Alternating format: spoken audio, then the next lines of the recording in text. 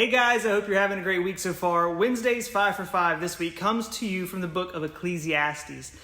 Now the Bible is full of stories of God and His provision for His creation, but Ecclesiastes has some different stuff, right? It's mankind's search for meaning apart from God. Solomon, the author of Ecclesiastes, had endless resources at his disposal as king, and he wanted to see if by some chance happiness and purpose could be found apart from God. Like, could he buy it? Could he build it?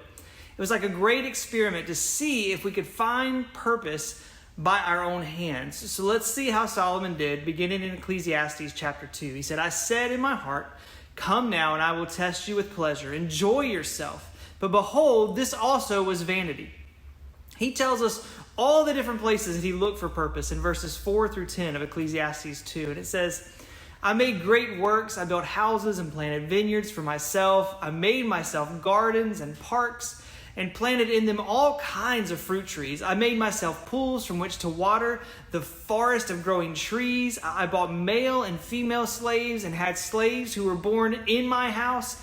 I had also great possessions of herds and flocks, more than any who had been before me in Jerusalem. I also gathered for myself silver and gold and the treasure of kings and provinces. I got singers, both men and women, and many concubines, the delight of the sons of man. So I became great and surpassed all who were before me in Jerusalem. Also, my wisdom remained with me.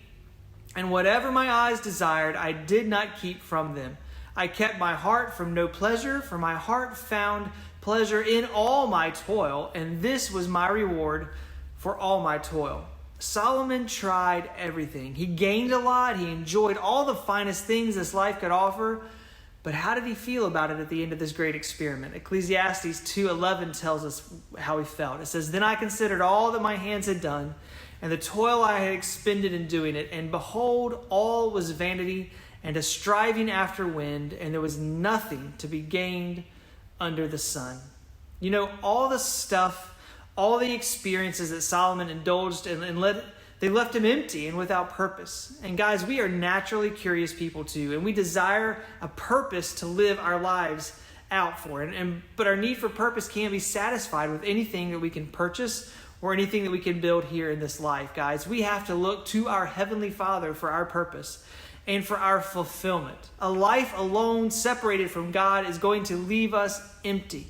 Some people think a life apart from God is like a perpetual party, right? No rules, everything's good to go. But they fail to hear the words of Solomon, who lived it up with far more resources than any of us probably will ever even possess. Stuff doesn't give us purpose. Titles don't give us purpose. Our search for purpose can only find a fulfilling end when we find a personal relationship with the God who created us. Simple as that. So quit chasing the stuff, guys, and instead pursue God and find your purpose in Him. Have a great rest of your week, and we will see you all real soon.